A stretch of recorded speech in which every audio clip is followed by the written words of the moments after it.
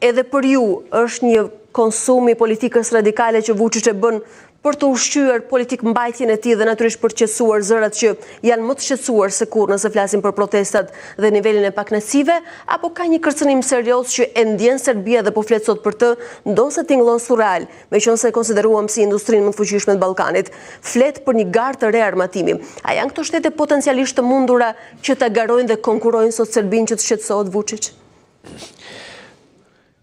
Mendoj që Vučić e bën këtë thjesht për të justifikuar brenda vendit edhe të heqë vëmendjen nga institucionet që po i shkërmoqen brenda Serbisë.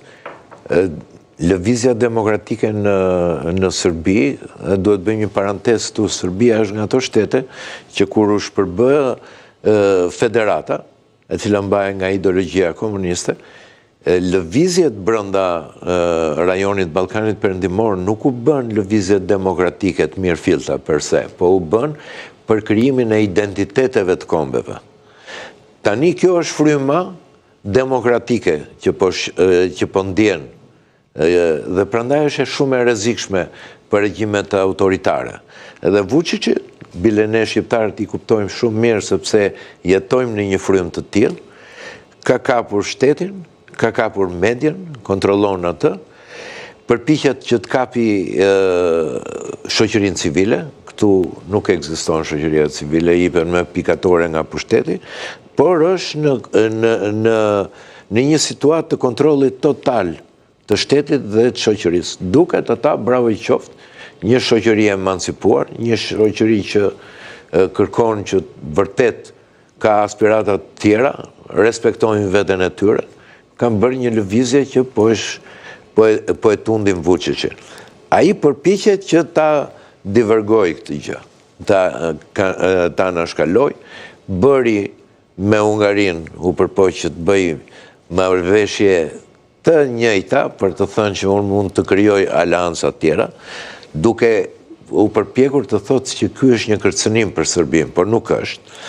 Në anën tjetër vajti takoi Rutën, sot ka takuar, e tha dhe zoti Andoni, edhe presidentin e Komisionit dhe presidentin e Këshillit Evropian, ai mbetet i privilegjuar akoma për arsye sepse Europa nuk e di. Pse nuk e di Europa? Sepse edhe lëvizja që është brenda është pa një kokë, është një lëvizje horizontale që nga dita në ditë ka mbi 80% të opinionit publik që e përkrah.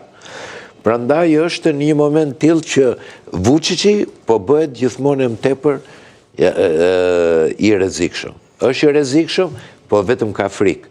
Edhe nëse është retorik, ambasador Nesho, a do duhet konsideruar më shumë dhe i dhënë më shumë investim dhe vigjilencë? Për shembull, pavarësisht se e përdor së brendshmi, ai konsideron Kosovën krahinë jugore të Serbisë, e konsideron këtë garë për armatim dhe struktura paramilitare të cilat do të shërbejnë në Ballkanin Perëndimor për këtë përforcim të ri që vjen përmes këtij trinomi, dhe përmend rezolutën 1244 që e përmend në çdo moment SKLD, ju e kujtoni edhe në rastin e raketave Xhavelin nga SBA-ja përdori rezolutën 1244 dhe rezolutat ndërkombëtare.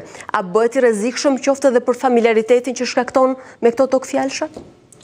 Sigurisht bëhet i rrezikshëm, sepse në fundit Vučići kërkon që sot në mundësinë e një ndarje të zonave të influencës midis fuqive të mëdha, çështjet ballkanike që pretendon Serbia t'i fusi si paketë.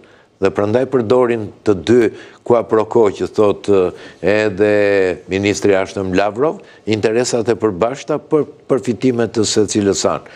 Prandaj Vučići mund ta realizojë këtë gjë vetëm duke provokuar në Ballkan, që Ballkani të dali në një tryezë të madhe të ndarjes së zonave të influencës që duket po i ofrohet Rusisë për ta ndarë nga armiku kryesor dhe aleanca që ka me Kinën. Në këtë kuptim bëhet i rrezikshëm.